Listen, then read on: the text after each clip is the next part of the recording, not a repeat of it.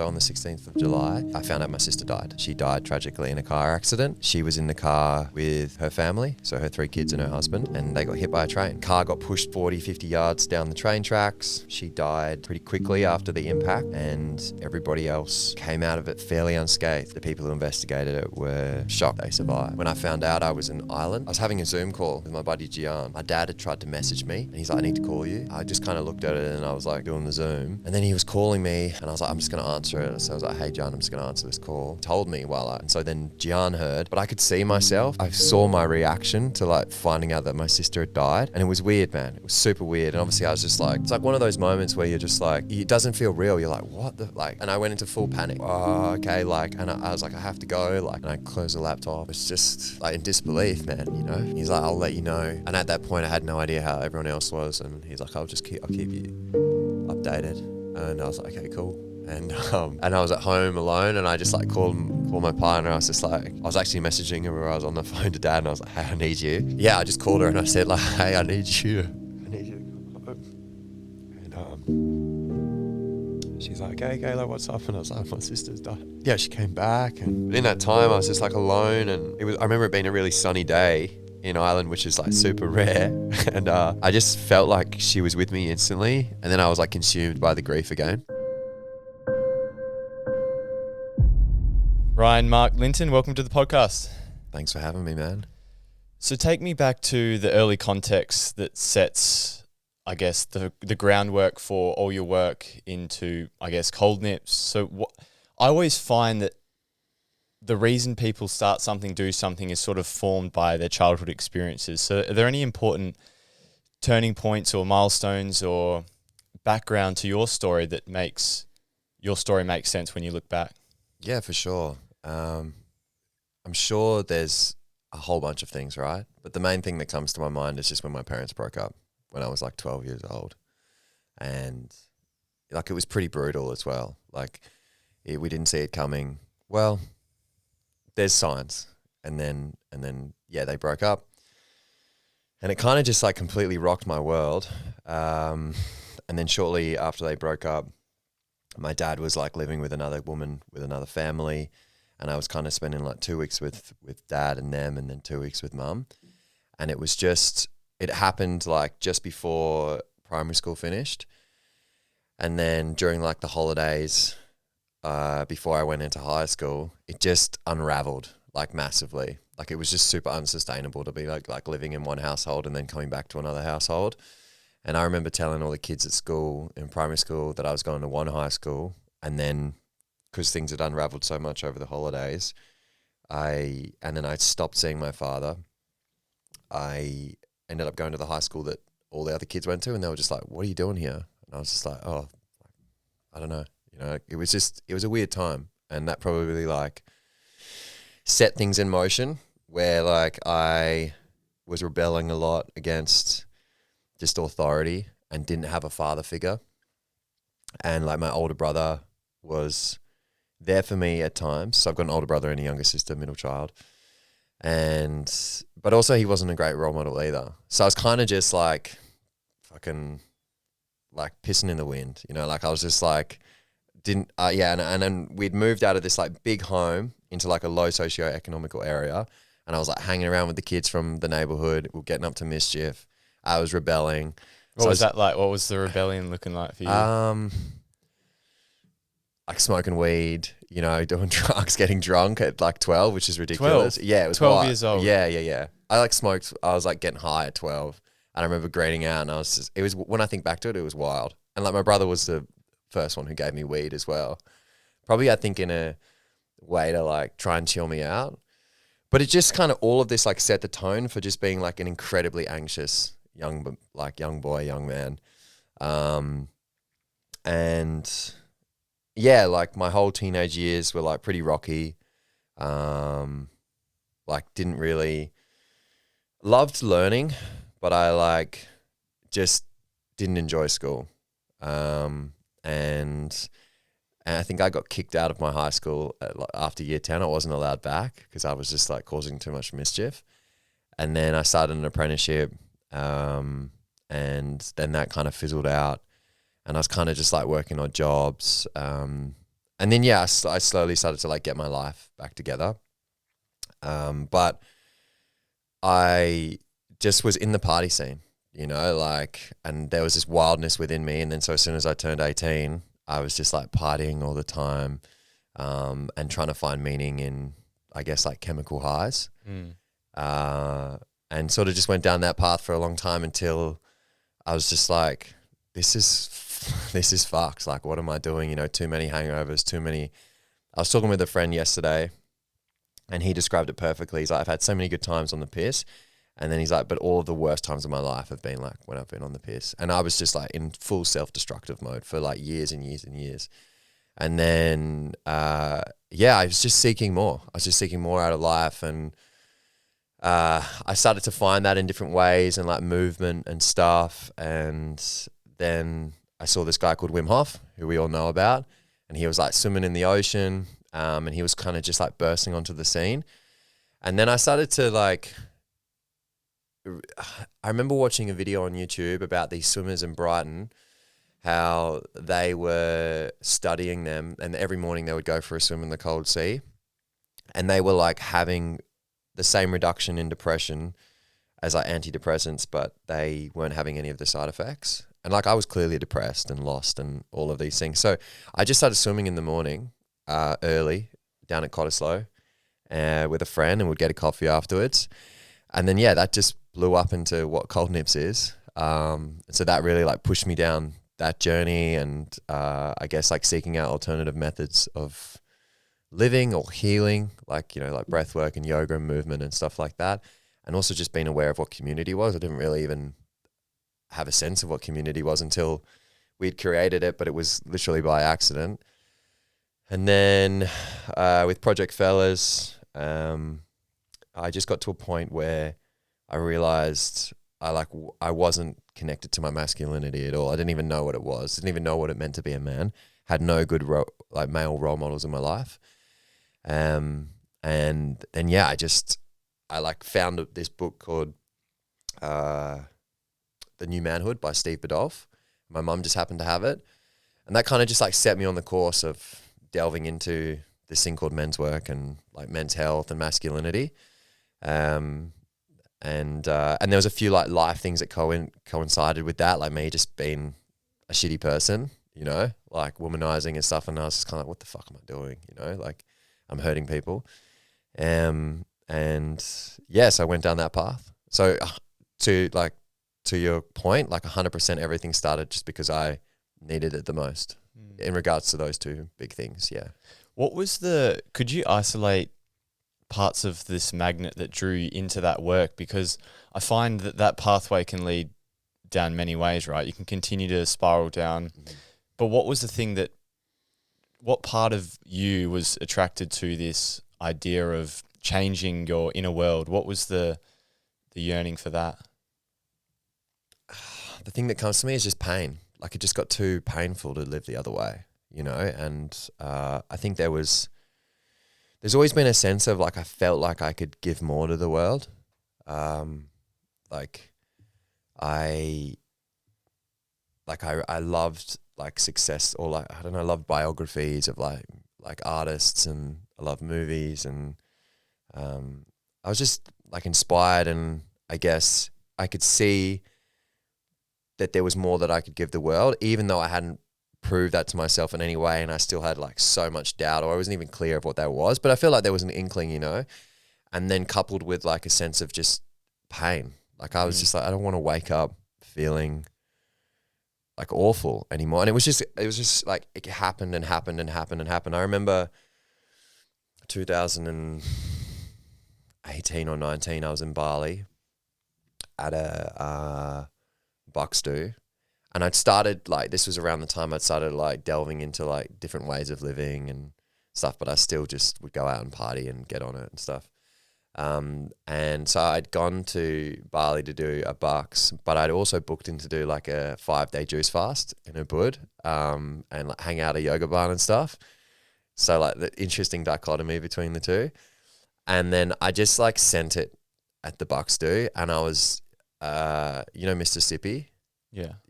Yeah. I was doing like flips off. Is it Mr. or Mississippi? I can't remember. Mississippi maybe. Yeah.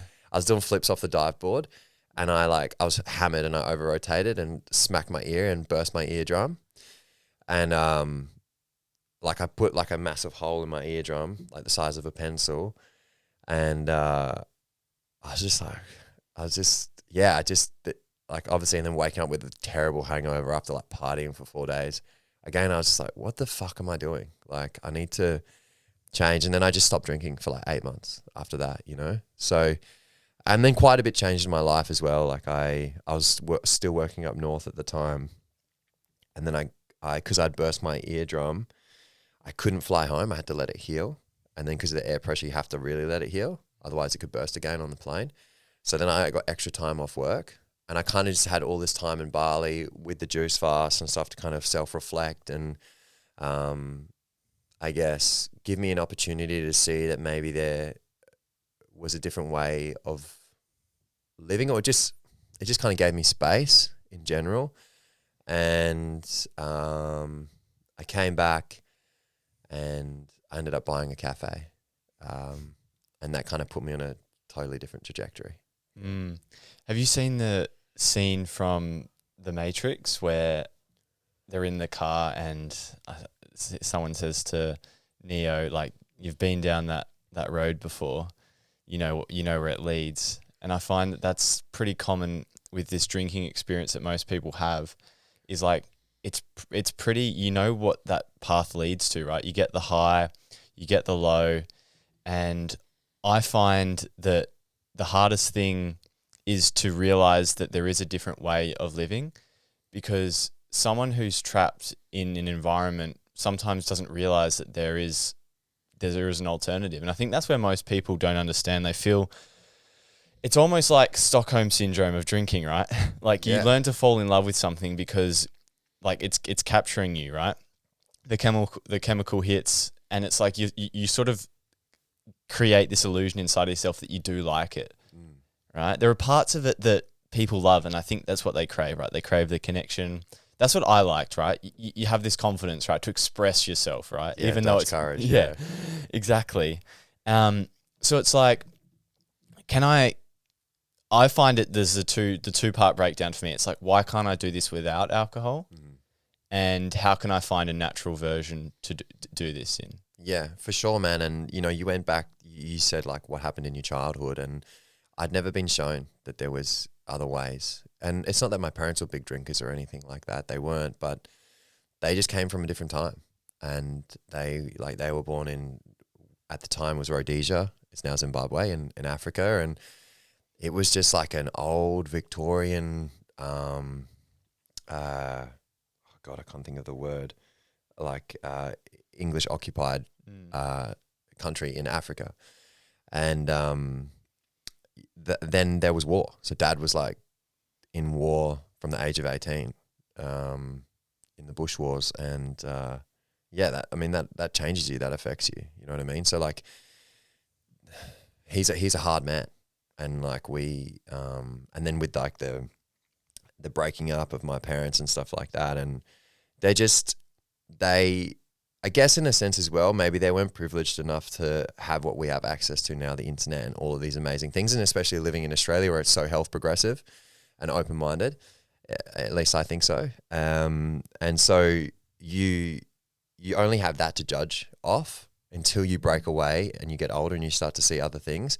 Then you have to battle against society as well. Australia has a massive drinking culture, and I feel like it's changing a little bit, but it does. And then, it's super nuanced. Within that is like, I was super shy from whatever reasons. I had loads of anxiety. When I first started to drink, I was like, whoa, like this is so lubricating. And I was able to like witness a different version of myself. And I love that. And I had to go on that journey, and I'm happy that happened. Is there ways that it could have been done more healthy and more wholesome? 100%. But that was just the journey that I had to go on. So, excuse me, I'm really grateful for that. But as you say, you just like attach to it, because it's like this thing that makes you feel like a part of you that you can't access otherwise. But it actually taught me to access that when I was sober. So, yeah. This anxiety and this shyness, what did that look like for you? Just terrified terrified in a social setting. And I still get it. I mean, even though I put myself in public speaking roles all the time, like I still definitely get it. But yeah, just a sense of being terrified to speak would very rarely would be the quiet one in a group setting. And I just think because there was like no safety in my home growing up. And it probably puts people on two different trajectories. Like my brother, super like brash and outgoing, and then me was just like reserved and quiet and introspective. Yeah. What was that inner landscape looking like for you? Because I know for me, like, I'm very hyper vigilant, and that's been a big part of my journey, is like learning to almost disconnect the thoughts I have from me. And I've almost like identified so strongly with the thoughts. And like, don't you think it's such a weird journey when you start realizing that your thoughts aren't you? Like, I know that sounds crazy, but I remember growing up and I used to think that they were facts, and like they were, you know, when I had a thought about, because I used to obsess a lot about what people are thinking of me, right? Still on that journey, but like it used to weigh me down and prevent me from expressing myself as much as I'd like. But I used to genuinely believe into it. And I think it almost becomes a self-fulfilling prophecy where it changes your biochemistry, it changes how you show up, and then it actually just confirms what you're thinking. And then, so for example, like social isolation, I had so many experiences when I was in primary school where I cried publicly. I don't know, there's a lot to it, but I felt like an outcast, different.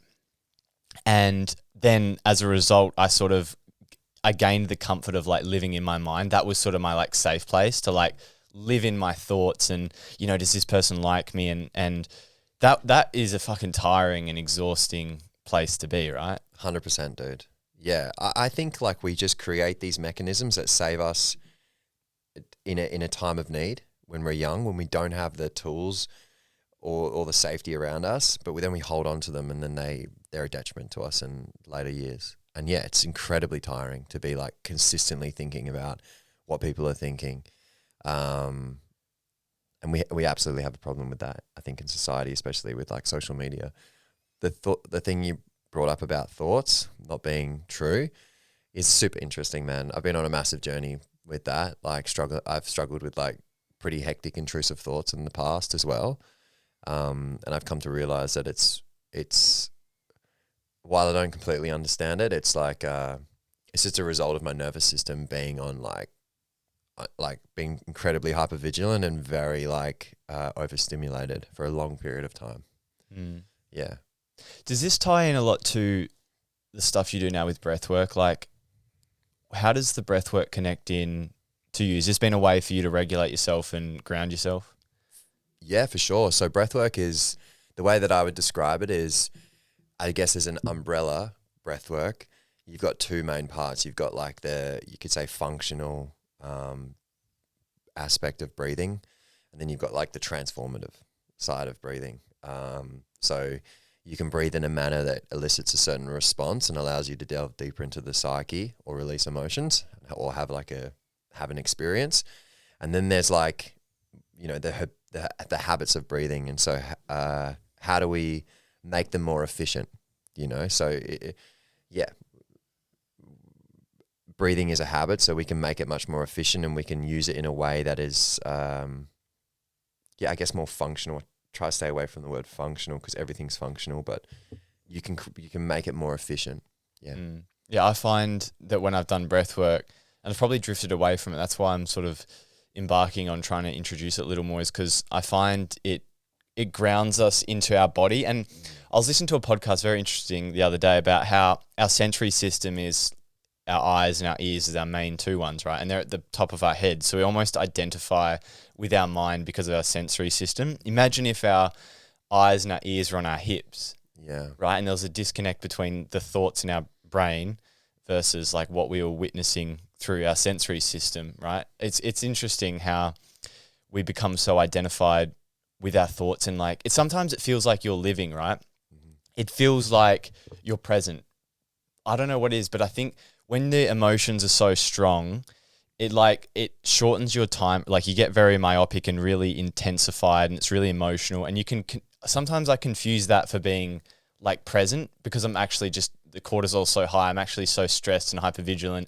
You can actually think that you're like, because you're feeling something, you feel like you're there's nothing wrong. Like Yeah, I think often I've seen this in myself. So this is why I say it. We're delusional. Like we think that we're relaxed and we're chilling, but we're not. We're still in a state of low sympathetic. We're still low level state of stress, and I think that's a huge problem in society. And breathwork is a tool that can allow us to down regulate and, as you say, connect back to the body. I think in the West we're typically very in our minds. We're very logical, and we've lost the felt sense of the body. And yeah, breathwork is a great tool to do that. But just in a sense of coming back into the body and like feeling what's there, feeling the tension. And again, breathwork is a beautiful gateway, because if you just sit and you start to focus on your breath and you're doing like a calm breath, then the nervous system starts to calm down, everything starts to calm down, and then you can start to be more in tune with your body, like what's going on, where am I holding tension? And the scary part of that is if you've never sat still, or you've not done it for a long time, or you don't do it often, is you might get a rush of like things pop up that you just haven't dealt with, which is super scary. And but you need to deal with those things, and obviously, you know what I mean? Otherwise you can't, you'll just be living in a state of fear. How do you find this balance for yourself between like intellectual masturbation versus, I guess, genuine insight and reflection and self-awareness? Like, how do you find, I find there's such a tension between, me just wrestling with unnecessary thoughts, but also self-awareness is actually quite productive. For sure. Yeah. I think it's super easy to like mentally masturbate over all of the facts and, listen to an Andrew Huberman podcast and, feel like you're getting somewhere, but everything like, how would I word it? Like, I'll just say like everything begins with embodiment, like, and you need to embody the things and like have your own personal experience with it. Yeah. I was actually researching some of these thought experiments I found so fascinating, and I'll take you through one. Yeah, please. It was about this knowledge argument. So there was this this scientist, his name was Frank Jackson, and he proposed this thought experiment, and it goes like this. So Mary is a brilliant scientist who, for whatever reason, is forced to investigate the world from a black and white room via a black and white television monitor. She specializes in the neurophysiology of vision and acquires, let us suppose, all the physical information there is to obtain about what goes on when we see ripe tomatoes or the sky, and uses terms like red, blue, and so on. What will happen when Mary is released from her black and white room or is given a colored television monitor? Will she learn anything or not? So you want me to like answer the question? I find it's fascinating between like intellectually knowing something, which is you can know all the properties around color, what it is, and then the actual human experience of seeing color. And for our analogy is having the tangible in-person experience, the embodiment side of it. And I think we confuse the two. For sure. Yeah. I like, it's funny what you said there. Within it, you kept saying black and white, black and white, black and white, but life isn't black and white, it's gray.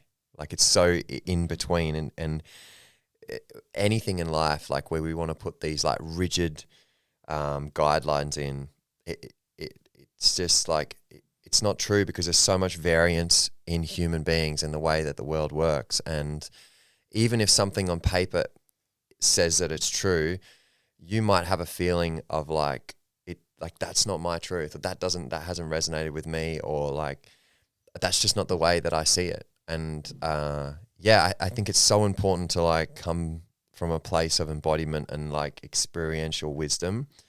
The confusing part is like knowing whether that's like the actual truth, or you're you're just like blind. You know what I mean? Story that you tell yourself. Yeah, which is super hard, and like you see it all the time because there's so many conflicting ideologies and philosophies in life.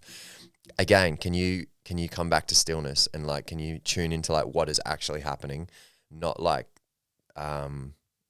cultural inputs or societal inputs or family inputs or what you've been watching and stuff like that. Yeah, because I find the reinforcement you get from projecting other people's values onto yourself, and you can easily convince yourself that you're doing something authentic to you because society might be rewarding you for it, your parents might be rewarding for it, your partner might be rewarding you for it, and you get this conditioning and it feels good.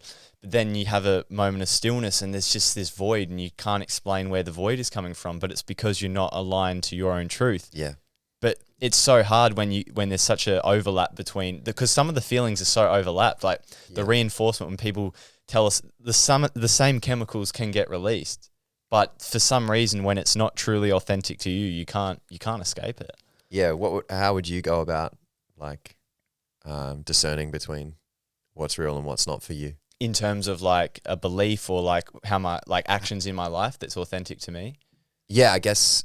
So you like use the word authenticity, but I guess you could also say like what resonates with you, like what. Yeah, I find when something is truly authentic and meaningful, there's an element of presence. So it's easy to know when it's hard to not discern between a fantasy, like where you get very ecstatic and you're living in your head and you create all this like positive delusions in a way, like, because I find that there's a lot of social narratives which are like be delusional, which work, but there's also a part of that where it's escaping a fear. And for me, I've done that a lot, like with the podcast. It's gonna be the biggest podcast in the world, but it's like, okay, but what am I truly running away from? Like, it's ambition isn't. We all need ambition. I think that's a driving force, but there's a part of my psyche that I'm running away from, and if I don't connect with that, I'm not going to be anchored into my truth. So, I guess for me, it's being able to have that self-awareness with your present emotional state, right? I find when you're in flow, Mitchell Vickridge came on the podcast and he talked about this thing called when you're aligned with your mission, and I think for men it's super important. When you're aligned with your mission, you're missing the ion. So the ion is a charged particle, and that's when you're in an emotional state, positive or negative. So, and I think that's a journey in of itself to get truly connected to your own authentic values, what is meaningful to you in life. And I think for me that's been a long journey of interviewing lots of different people. But I find that when I'm present, so like when I'm doing a podcast, I've almost blocked out the rest of the world, right? I'm not thinking about anything else. I find like I'm present. But some things in life I do that people will tell me, oh, you're really good at that. Or I'm like, I just don't like it. My mind's elsewhere. So being able to reflect on when am I present? When am I engaged? When am I inspired? So inspiration for me is usually when do I want to serve? So for me, I feel like I have all this knowledge and ideas and I want to give this in a way to people. So that's how I find it's like inspiration, like, and trying to connect that to me but the hardest thing is a lot of the time, the fantasies can be a part of your mission, but there's still a part of yourself that you're running away from. So I think it's so individual. I can't give a wholesale answer, but I think being able to identify the emotional state and having the emotional toolkit to work through has been useful for me. For sure, yeah. I really agree with everything that you had to say there. I think you brought up fear as well, and what I've come to realize in my own life is there's always a decision of like choosing fear or love. Like it really does just boil down to like choosing fear or love. And like if you really sit and you ask yourself, like, am I doing this next action out of fear or love? Usually you can answer it. And like love is the way, man. Like it really is. And you also said joy, which I think is associated with love. Like what gives you joy? And also there is discernment there as well, because there could be something that is really hard to do, like to be honest with someone about something, for example. And it'd be easy to just be like, oh no, I don't need to do that. Like they don't know. And so you choose, that's you choosing fear. But to choose love is to like move forward and do the honorable thing, do the moral thing. And I think like, yeah, that's walking towards love and joy. Yeah, the quote of let your love be greater than your fear always resonates with me, because I feel like at any given point in time, it's like a weighted scale between love and fear. And I think there's such a negativity bias, right? Like we're so super conscious. Our animal brain is super conscious in our amygdala of the fear, of the things that are scary, and that's what weighs us down. So one of the practices I've been taught is to become super conscious of all the benefits we're going to get out of doing this thing. So if there's something that scares me, I always start thinking to myself, and do it intuitively. Don't try and let it come to you, because there's always that information inside of you, because it is, to my opinion, authentic. So what are the benefits of doing this thing? Let's say it's the podcast and I'm getting in my head about it. I'm really fearful, like this is going nowhere, numbers aren't going anywhere. I start listing and introspecting, what are the benefits of this for me? Like not getting all the success straight away, right? I start listing it. And what it does is it really stabilizes your emotional state, because that allows me to be grounded, more focused. And it's all about finding this balance between the scales. Because I think when we're living in our head, we get so like, it's this oscillation between the highs and the lows, which is, which is quite stressful for me. So a lot of the time I ask myself a simple question: what are the benefits? And I'm like, okay, it's teaching me about dedication, commitment. It's teaching me to focus on improvement. I'm like learning all these great things, and I can just keep listing benefits, and it stabilizes my emotions. And yes, there is, and you can do that exercise with so many different things. But I think one of the best things we need to do is to stabilize ourselves, because I think, or else we just let fear dictate our reality, right? For sure, absolutely, man. I think that's lovely. I think to list all of the things that you enjoy about the journey, because I'm on the same journey with the podcast, right? And when I, as yourself, like I can have these grand visions of like what it could be, and I think they're beautiful, and I think it's important to connect to them, because that's you seeing or witnessing your own capabilities. But in between there is a lot of work and just going down the journey, and you can't just attach to that. And so I remember when I started, I was just like, I have no expectations in terms of what it will be, but I'm excited to go on the journey to learn to articulate myself better, to get to know people. And the same thing when I'm like locked into a conversation, it's beautiful. I'm in flow and I love it. So yeah, the other thing as well in terms of, there's a couple of things. I think and this is what's going on in my own life, we tend to like move away from anxiety or like intense feelings as much as possible. But not all anxiety is bad, and not all like intense feelings are bad. So like I have a real tension at the moment, because since coming back to Australia, I've like stopped the podcast, and I've slowly been doing things here and there in the background, but there's this tension inside of me, because it's like, I know it's something I want to do and I have to like see it out. And so instead of like just trying to let go of that tension is like giving me the energy to move forward. And me recognizing that as a positive is grounding in itself. Yeah, it's that signal is the internal conflict, which is trying to tell you something, right? Yeah. Like maybe you're not fully embodied with something that is meaningful and authentic to you. And instead of demonizing that part of yourself, we can have gratitude for the homeostatic system that we have to create a life that we truly want. Yeah, or even the psyche, man. Like Jung talks about this, how like depression is just your body and your psyche telling you that the way that you're living is like, this isn't how you want to live, man. I think there's a bit of a like, in like current society with like how we treat mental issues, I guess you could say, is we like consistently try and treat the symptom of like, someone's got bipolar or they've got depression or they're having a psychotic episode. But a lot of older theories, and really I'm not an expert in this at all, but this is what just I've like read a little bit about and been taught about, is this like these things are happening for a reason. Even my intrusive thoughts that were coming up, on the surface I'd be like, oh man, this is so intense. Like, why is this happening? Is this who I am? But it's my body trying to tell me that there's like this, it's a gift. It's a gateway. And I think if we see these things as gifts and gateways to a more whole and complete version of ourselves, I think it'd be so much more grounding. Instead of like giving someone a pill or like just like, treat the symptom and calm it down. I think it's like trying to tell us something. Exactly. The framework we have in Western therapy is quite backward, but I think the hardest thing is for when you're that person. And I've been in those situations, right? You're in the moment. It's incredibly difficult to just latch on to this positive framework and this like, oh, this is teaching me something. For sure. For me, it's taken me a lot of practice to get better at that. And I've slowly seen an improvement in my ability, because when it's going easy, right? Like, let's say we're in a decent mood. We're reflecting, like, when it gets hard, like, treat it as a gift. And I think every time that I've been in a difficult place recently, I don't force this onto myself, but I try and remind myself that, okay, this is an opportunity, right? This is, and not from a place of like, I need to be happy, but from a place of like, what is this teaching me? Life will give you exactly what you need.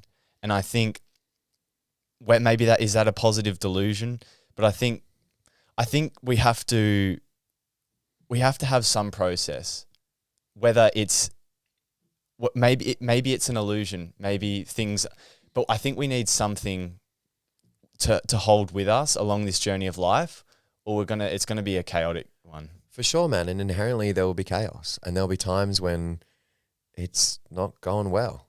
You know, like, I've just gone through all of like that in recent years. I feel like I really went through my dark night of the soul, and like, we can get into that. Like, but it was a hard time. It was a really hard time, and it would be easy to just let it consume me. And it wasn't like, oh, I need to see the positives in this necessarily. It was just acknowledging it for what it was, and knowing, and like having wisdom, and like just being like okay, like, so, like, this is happening for a reason. Like, I have to trust that this is happening for a reason, because the alternative is despair. So like, I have to just be like, okay, like, there's good things in my life, even though I'm going through this tough period, and I have to just trust that like whatever is happening for a reason, and it's teaching me and allowing me to become like the person that I'm meant to be. I don't know how you cultivate that. I feel like it's something that I've just maybe inherently had, you know, going back to like what we said before, there was like kind of like just a voice being like, fuck man, I feel like you can do more, like, you know. And so, yeah, I don't have an answer to how to cultivate that, but my sense would be like, we all have access to it. Yeah.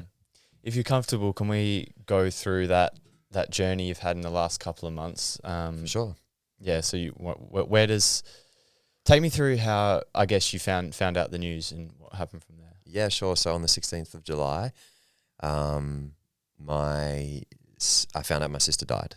She died tragically in a car accident. She was in the car with her family, so her 3 kids and her husband, and they got hit by a train.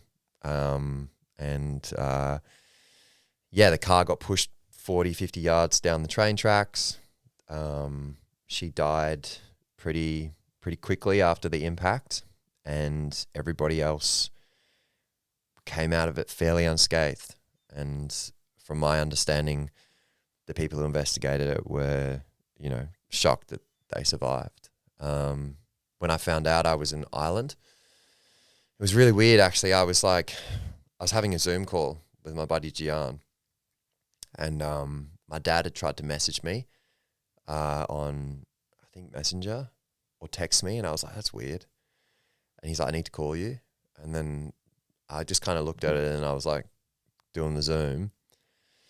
And then he was calling me, and I was like, I'm just going to answer it. So I was like, hey, Gian, I'm just going to answer this call. And then, yeah, he told me and so then Gian heard, but I could see myself. So I saw my reaction to like finding out that my sister had died, and it was weird, man. It was super weird. And obviously I was just like, it's like one of those moments where you're just like, it doesn't feel real. You're like, what the, like, you're like, what? And I went into full panic. Like, I was like, oh, okay. Like, and I was like, I have to go. Like, and I closed the laptop, and I was just like, okay. And he's just like, he was in the hospital with the kids, and he was like telling me, and yeah, I was just like in disbelief, man, you know.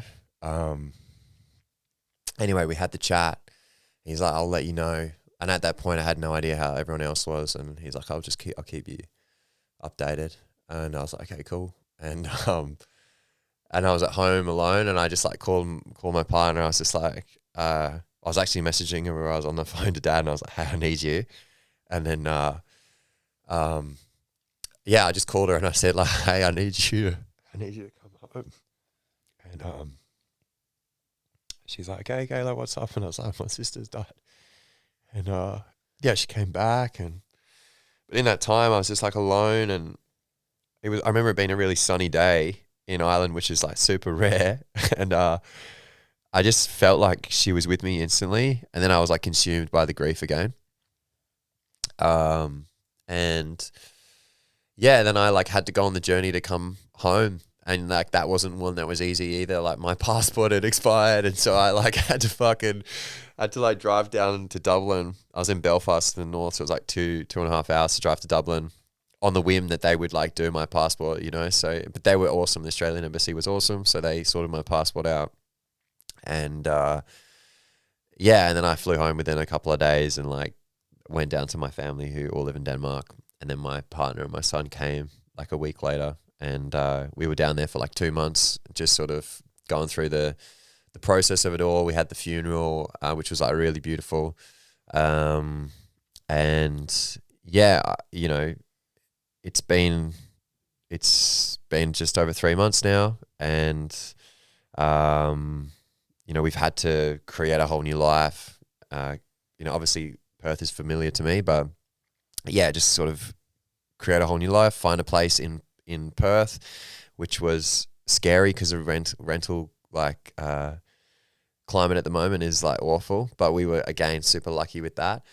And I'll probably get into that in a second. Like I feel like in the wake of her passing, there's been all these gifts, and like I definitely feel like she's looking out for me. But yeah, we spent a couple of months down in Denmark and just being with the kids and the family.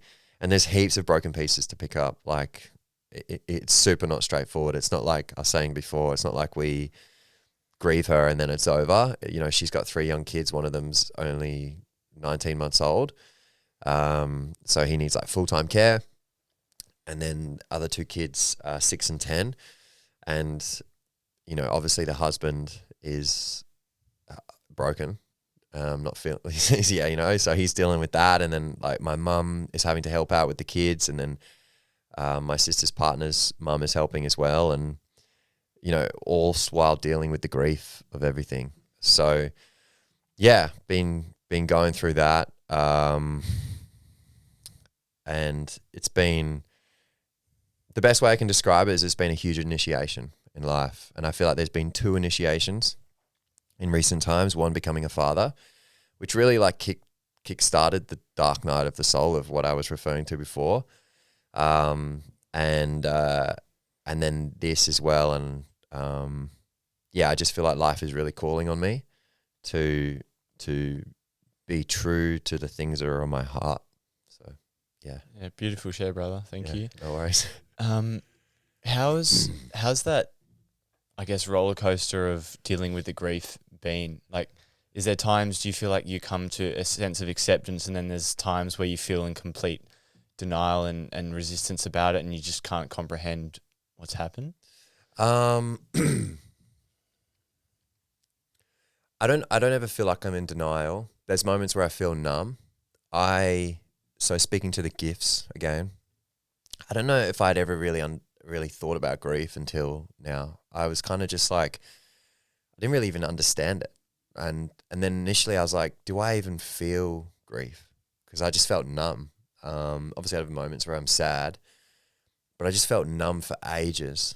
What would that look like? What would the numb be like when you when you're thinking about her, you just couldn't feel in yourself? It wasn't ever a sense of me like pushing things away. I do think I've been pretty healthy with how I've been dealing with it. It wasn't a sense of like, yeah, I'm pushing things down. It was like the true sense of what I feel like stoicism is. Not that I was this super stoic person. Like when I had moments, I like let the emotion out. But in the true sense of what I feel like stoicism is I was recognizing the feelings come up in me, and I was like acknowledging them, and I was feeling them. But if it wasn't a moment where I felt like I could truly let it unravel, I wouldn't. And the reason that was is because I was super task orientated. I had heaps of stuff to do. I had to get home.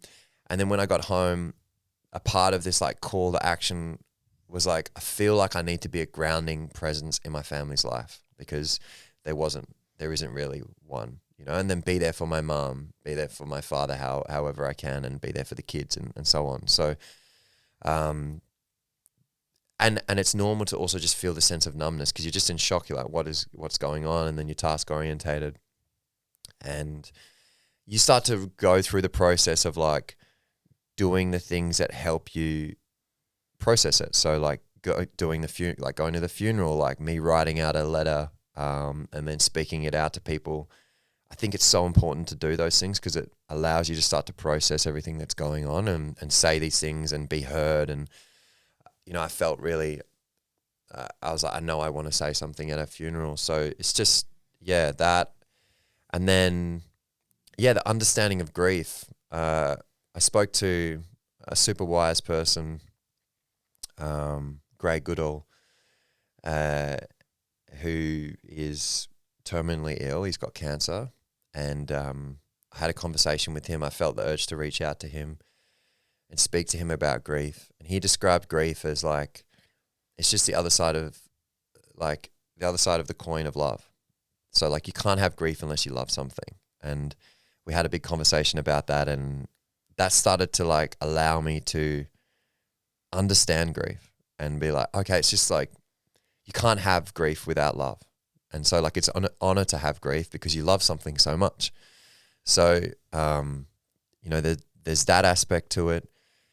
Again, the gift of understanding and learning about grief made me realize that I have a well of grief in me already that I'm not dealing with. You know, I have grief around my father not being there when I was younger, and that's really like allowed me to realize that and realize that there's just a well of grief in me that I haven't been able to process. And so I'm really grateful that I've been able to do that.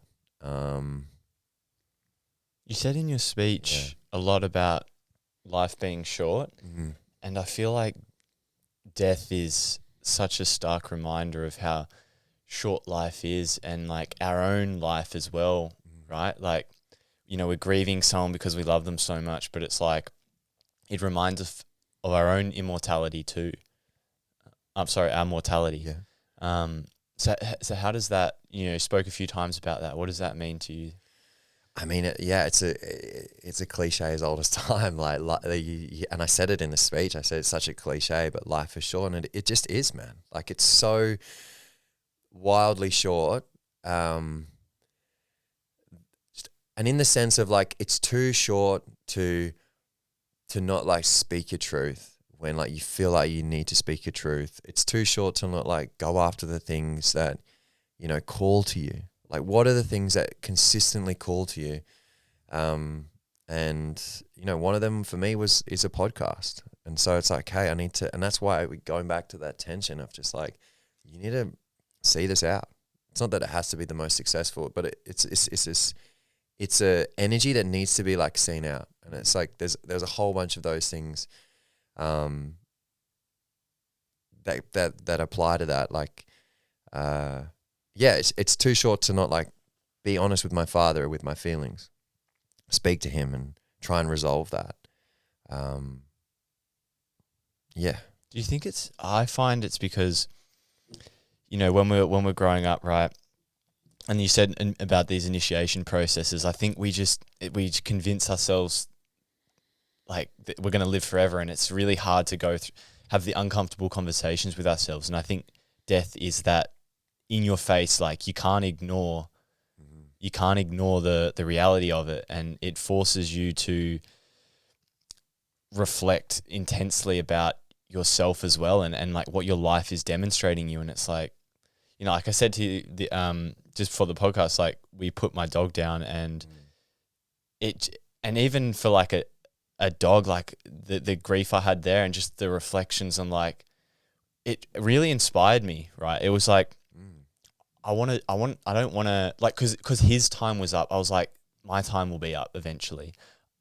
I don't want to, like, I looked at him, I was like, he had the best life ever. I'm like, I know it's a dog, but I want to have peace in myself that I've gone after it. And I think death is that in your face, like, timely reminder. And if we don't take the inspiration from, we don't use that energy, like you said, the other side is despair. 100%, man. And that's how I've looked at it from the beginning. Like, there's a part of me who just accepts the feelings and the sadness and the fact that I don't have to have an answer for her passing. And there's things that I'll never have an answer to as to how, I've asked myself a million times, like, were they on the train tracks at that exact time when it happened? Like, it almost seems like it was destined. It's very weird. And I could sit there and ask myself a million questions as to why it happened. I could sit there and blame people. And I've had to go through this internal process, and reconciling. And so there's all of that. And it's just like an acceptance of, like, and then there's a part of it that's like, okay, like, I can't help but draw meaning from this. Like, because for me, as you say, and as I said before, like, the other side of it is just despair and nihilism. So, like, what is the meaning from this? What are the things that are, like, bubbling up in me, or, like, the lessons, which is, like, life is short, like, yeah. And so, and it's just, okay, it's super clarifying, sobering moment. And it's an opportunity for anybody who was close to her, or anybody who feels affected by her death, to look at their lives and ask themselves, like, truthfully, like, what is working and what isn't? Because what's the point? Like, what's the point of continuing to live in, like, a cage, or, like, in a cage of fear? So, yeah. Yeah. It's one where, like you said, the two sides of the same coin. I feel like that's exactly how because there's a part of me for my whole journey, especially with overthinking, that was so obsessed with it having to be positive. Like, always that one side. I wanted that one side of the coin. I wanted the positivity, and I was sort of like shutting down the other side. And I feel like for me, a lot of it's been integrating both sides. Like, can love and grief coexist in me at the same time? Can, these opposing forces in my life, can I appreciate the pain that I'm feeling, but the inspiration, and can I find both sides and see that, instead of trying to just have one side of it, right? Like, Yeah. yeah. Yeah, I would say that's like toxic positivity, which has been apparent in society in recent years. They're all one and the same, man. Where, like, it's the paradox of life and the paradox of feelings and everything. And they're just, you can't have one without the other. And in essence, they're maybe, in my mind, the exact same thing. Yeah. They're just one side of the coin. Mm. Yeah. How do you find dealing with such a big event? Like, I know for me, sometimes when I've had these intense moments, I find sometimes I remember when this is just a recent example, right? Like, a part of me was trying to go and live in my mind, like that compulsion to escape. Because my thing was the comfort of living in my mind. Like, although it's actually a torturous process at times, Yeah. it's the defense mechanism of my psyche to not be in my body. And at times when I'm going through these intense moments, it's my escape. And sometimes when I'm in these challenging moments, like, I have to almost remind myself, like, to be in my body and to immerse myself in, even when it's uncomfortable, because I know that it's a healthy part of processing. Yeah, for sure, man. Like, when it all happened, of course, there was moments where I just wanted to, like, numb out, and I would watch YouTube, and, like, that's fine. Like, I wanted to just watch a movie and just, like, switch off, But if I was just to continue to do that, then yeah, I wouldn't be doing the right thing for me. So that's obviously been a huge moment, but take me now to, like, I guess, being a dad at the same time, which is, like, For sure. a huge initiation process, as you said. So take me into that journey. Yeah, so it's interesting, man. I actually feel like the last year and a half has, like, got me ready for my sister dying in a weird way, to be able to deal with it, because I feel like I am dealing with it pretty healthfully. So yeah, on the 11th of April 2024, my son was born, Bowie, like David Bowie, and my partner's Irish, so when we found out, we were kind of like doing long distance, and, like, she lived in Barcelona and I live in Perth, and we would, like, spend the summers together. And we found out, and we're like, it was a surprise, and we were just like, fuck, okay, we made the decision to move forward with it, which obviously I'm super happy we did. And yeah, we need to figure out what we were going to do, like where we're going to like live and how we're going to figure this out. After her coming to Perth for a little bit, and then us like having a conversation, realizing like she just needs to be around her mum and her family and everything. So it was like, okay, cool, we're going to go to Ireland. Terrifying, but also an adventure. But I went to Ireland, became a father, didn't have my family around me, new country, new community. I had to leave like everything that I have here in Perth, you know, and the quality of life of Perth, but like all the things going for me, like Cold Nips Project Fellas and all the rest of it, and work opportunities, and like go to a place that has a pretty rough history and has, in my mind, not the same amount of work opportunities as Perth. And so like I had to like start working in a cafe again, which was super humbling. And obviously there's absolutely nothing wrong with it, like working in a cafe, but I just felt like I'd done my time doing that, you know, like I was moving upwards in regards to that in my career. And so I had to do that, and yeah, it's a very dreary and wet place. And yeah, it just was such an intense time. Even like going through the birthing process, you know, we had this plan. We obviously wanted a natural birth, as most people do, and it just went completely the other way, you know, and she had to get an emergency C-section, and like witnessing that, and that was super traumatic. And but then obviously, you know, meeting my son and everything was like essentially all okay, but it was just a really hard and intense time. I didn't feel like I had anybody there. And then within that, there was a lot of tension on our relationship, me just feeling lost in general, you know, meeting these new people, and I met incredible community over there. I like got some friends for life there, especially one of the guys who's like would say one of my best mates, which is Cal. But like I was only just getting to know these people, and I was going through like one of the most hectic times of my life, and I didn't really feel like I could, you know, when you meet someone new, you don't want to just like fucking like lean on them completely, and that's what I needed. And so it was just this really weird time where I felt super isolated, and then as I said, there was like heaps of tension on our relationship. And then also within that, I was just having like the shadowy aspects of myself just bubbling up, and I was just like, yeah, I just was struggling, man, for ages and ages. And it was only until like I actually got back here for a while that made me realize like how much I was struggling. And at the time I was like, I feel like I'm going through my like dark night of the soul. And on the surface, like it probably would not have been obvious at all. And then I questioned it as well, but my internal chatter was like horrendous. Like it was awful. And I was just struggling, man, like a whole lot. And I didn't know, I couldn't like see how it was all going to work out. But it did, obviously. So yeah.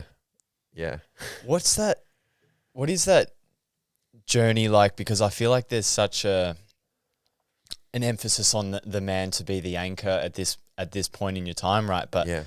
it's like such a difficult one as well, because you know you don't have anyone else to lean on and stuff like that. How was that? Did you feel the pressure to be the one to hold it together when I wasn't holding it together? Yeah, of course I wanted that, but she was actually a rock for me, even though she was going through the pregnancy and like being the main carer of the child, and like that created heaps of friction between us. And she's an incredible, like I love her so much, like for just how much of a rock she is. And of course, like I wasn't just like doing nothing. Like I was, you know, there trying to show up as my best, but in reality, my best wasn't enough, and I just didn't have the tools. I just got thrust into the situation. I couldn't really provide either in terms of like money and stuff, and yeah. And so it was just like this, I was like shameful and felt guilty, and didn't feel this sense of being able to be the man.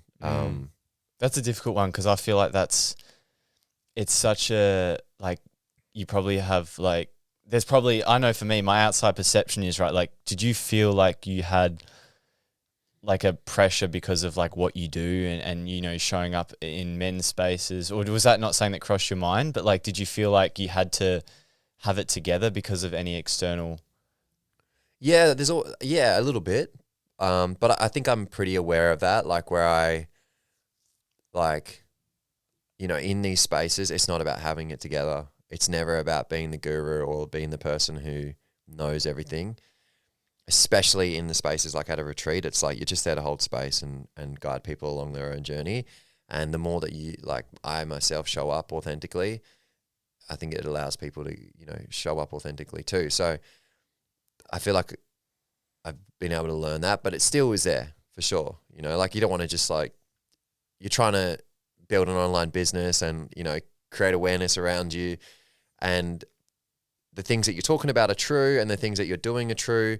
But also there's this other truth where you're just like, at that time I was struggling heaps. And so you're like, yeah, there's probably like a sense of just like feeling inauthentic. But was I truly being inauthentic? I don't think so. No. It is a hard tension, right, between especially social media when you have to sell the vision of something, and your life is presenting you challenges where you almost aren't fully, I guess, embodying something, but it's difficult because you're like, you sort of, you know, it's a fucking juggling act, right? Yeah, bro. It's difficult. So how did you navigate that journey, right? Feeling the intensity of that, right? What was that the rest of it like? I still lent on the people that I met, you know, at times where I felt like I could, and I did meet some good people. I spent a lot of time in nature, which was awesome. There's some incredible mountains there and waterfalls. And like there was a lot of good things that were happening. Like don't get me wrong, like there were a lot of good things that were happening, and I'm so grateful for the time there, and we'll always be going back there. But I was just like, in a state of just, I don't want to say despair, but like I was just in a really bad state. I was struggling a lot. Did you find it hard to like anchor yourself in? I know for me, like because I've got such stability in like home and stuff like that. How did you find, like, was it difficult to ground yourself in something? Like, was it a part of yourself? Like, because your external environment was changing quite a lot, people, place. Yeah. So did you find it difficult to ground yourself? For sure, yeah. I felt super unstable. Unstable. For so many reasons. And that instability allowed me to, and like, cause things got so intense, it allowed me to just like really deal with a lot of things that I hadn't been dealing with within my own psyche. And so I was sort of just going through this process. But man, of course I had these tools that I'd like breath work and, you know, getting out into nature and going for a swim. But I would say the biggest thing that got me through was just having self-compassion for myself, man. Just being like, this is a hard time. Like, even when for my partner, you know, I wanted to lean on her in a way that a lot of men typically do, where they treat their partner like their mum. And like and I was struggling, but she was struggling too. And so she just didn't want to hear what I was going through, which is totally fair. Like, that's not the role. That's not our role, really. And that's not to say you can't like confide in your partner, but like, I hope that makes sense. Is like, you can't just like, while she's struggling, she's going through pregnancy, she's then like, you know, we just have this newborn child, and I'm like, I have all these things going on as well. It's just not the right place. Like, I need to be talking to like some friends and some guys and stuff like that. And so, yeah, the thing that grounded me the most was just like self-compassion for just like, I'm struggling, man. And yeah, I would like numb out and do things as a way to cope. But I was just like, man, this is just a hard time. And I'm like, it's okay. Like, if you're doing these things and they're helping. So I think it was self-compassion, which was like the real grounding force. Yeah, I find that relationships have been like the ultimate teacher. Yeah, bro. Yeah. I say this to everyone, and whenever I have a friend who's single and they're like into self-development, I'm like, you want self-development, right? Yeah, bro. Yeah, find a girl, man. It'll bring everything out in the most beautiful way. 100%, dude. They're like a mirror, and I think in my life, one of the reasons why Bowie came in is to allow me to like truly commit, because I was a person in the past who would just like, if things got hard or whatever, I'd just move on to the next thing. Do you know what I mean? And I think we have lost that in society, and that's probably like a good religious value that we've thrown away, which is like just committing to the one person with marriage. And within that commitment, not to say that you should be with that person forever, but if you like truly committing, that's where you start to like grow, you know? And as you say, it's an incredible self-development journey. Same with trying to start a business. Best self-development journey. Yeah. I think especially with the relationship one, like sometimes with the business one, it depends what sort of position you're in, but sometimes you can just like, it's just not do the business, right, and run away from it. A relationship with another human, you can't escape the conflict, the situation. And often I find that the most beautiful relationships are the ones where, well, I think this is one of the purposes of relationships from a more spiritual aspect, is it teaches you to love a part of yourself that you've suppressed. I often find the polarity and the magnetism in relationships is often someone you're sort of attracted to them because they have something, they're expressing something that you've sort of shut down. And I think they're teaching you to embrace that side of yourself. And I've found that in my relationship over the last 3 years. And now that we've gone through done a lot of the work through conflict, when we traveled Europe for a month, we did all this, the shit came out, right? We were forced to see sides of ourselves that we sort of had shut down a little bit. And then taking responsibility for that, like, man, that's the work. 100%, dude. Yeah, I think comes back to like, choosing love over fear. Choosing love is just going into it and like trying to figure it out, as opposed to just like disengaging and moving on to the next thing. So how do you find being, in Perth by yourself now? Like, how does that, like we said, there's two sides of the coin. So how are you sort of going to maybe use this time?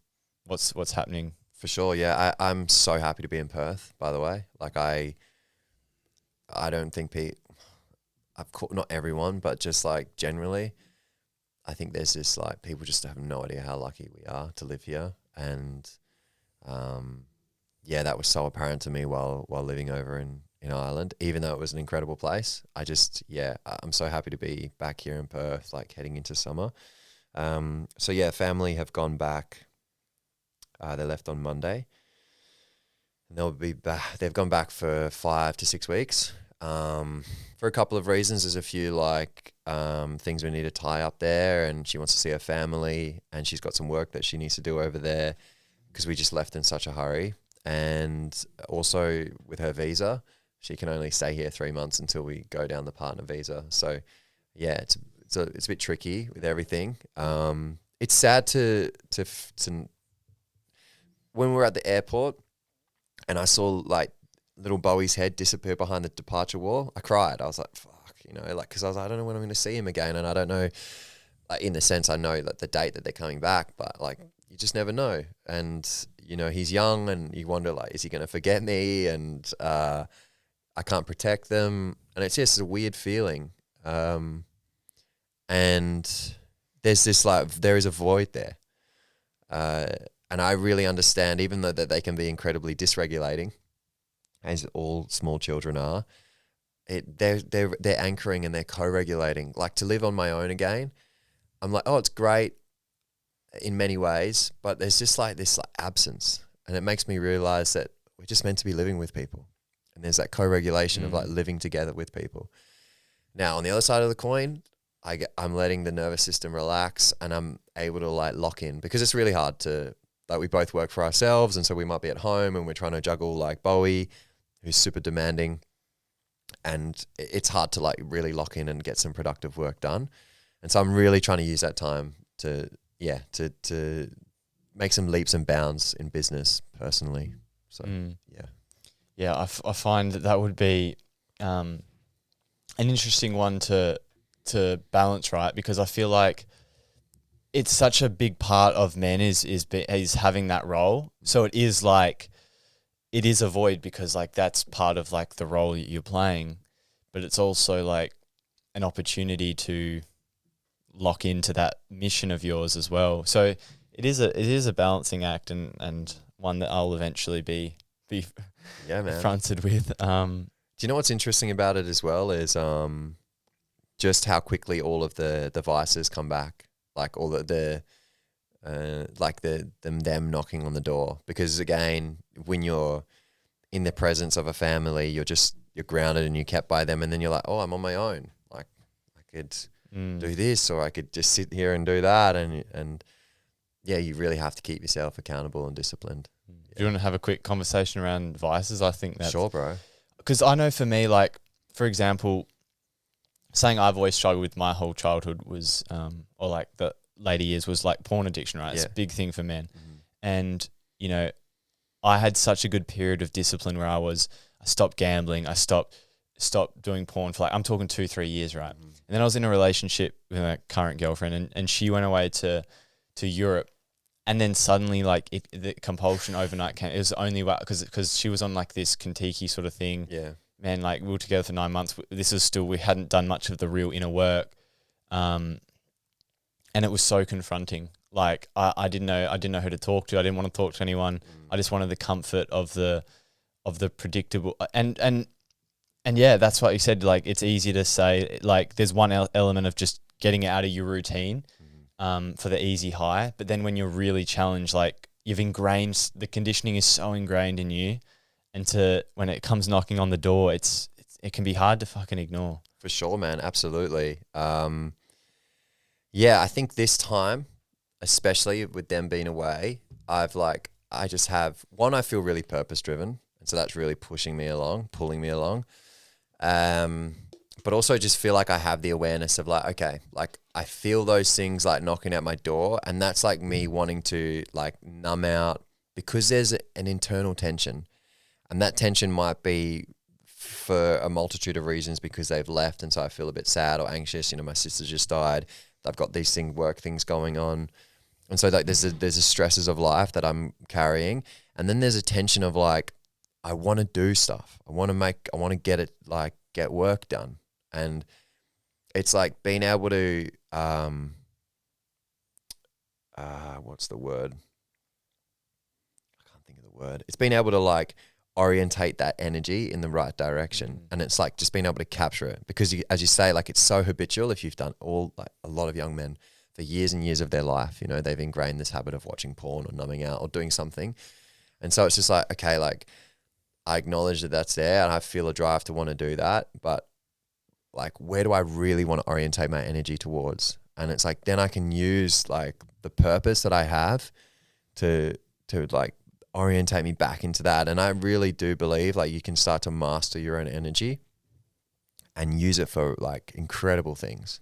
So yeah, I think like and I'm giving myself this advice, is just like knowing like your mission in life and just like connecting to it every single day, and then having enough stillness and awareness in your life to just like be like, okay, like am I choosing this next thing over love or fear? I'm acknowledging that I have a desire to want to go there, but like what could I actually do that's going to orientate me towards like that mission?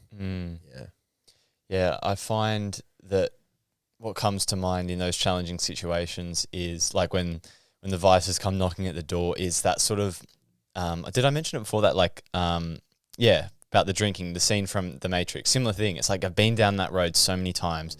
I know what happens. You start feeling sorry for yourself. But there's a pattern I remember falling into that I've really had, because there was the pattern of I'm going to get to I'm going to make myself feel bad about myself, and that's going to create the energy. It's like almost the deprivation cycle where it was like I would do the vice so that I could punish myself, and then it would inspire me so I could have this like hero's journey against myself. Yeah, right. You know what I mean? Yeah, and it was a different sort of subconscious trap I was in. I had to be like, and then as soon as I became aware of that, I was like, you're only doing this so that you can punish yourself, criticize yourself, because that was a part of, you know, I guess what I thought love was in my childhood, from my own experiences. Yeah.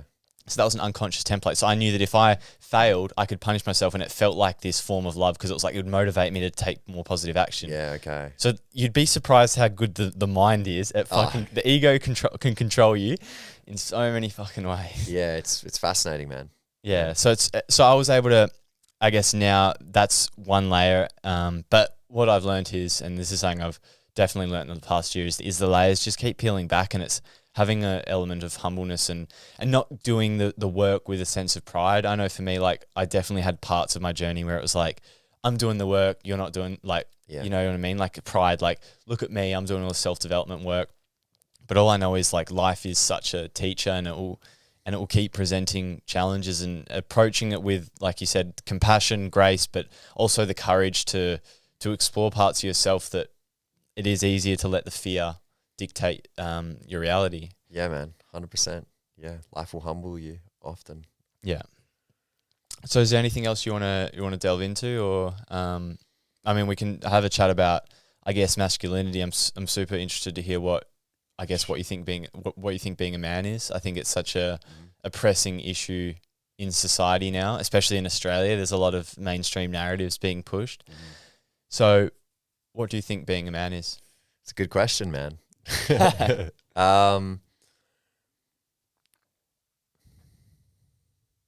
Do you know, I think it's like, it's just trying your best. Like it's, I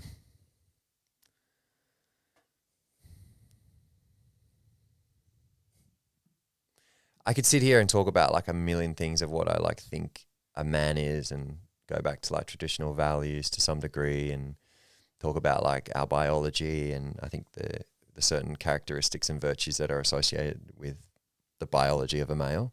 And I think that's all true. But yeah, I just think like what keeps coming to me is just like continually moving forward, like putting one foot in front of the other, and just like always trying your best with everything, always putting effort into everything. I think men are meant to be vital. I think they're meant to be physical. I think they're there to provide, you know, and the landscape is changing, and so providing looks different than maybe how it looked 100,000 years ago or 200 years ago. But we're also here to be soft and to be funny. You know, as my son is growing, I just feel this like real playfulness coming out, and playing with him and laughing with him, and yeah, it's beautiful, man. But I also need to know that there is like a strength and a power within me to protect my family and to be able to provide for them. Yeah.